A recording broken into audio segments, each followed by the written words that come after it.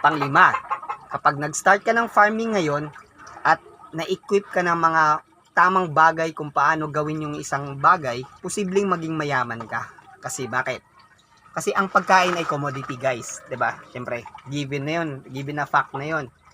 Kasi lahat ng tao ngayon, mahirap, mayaman, middle class, lahat ng tao kumakain. So, kailangan natin ng pagkain.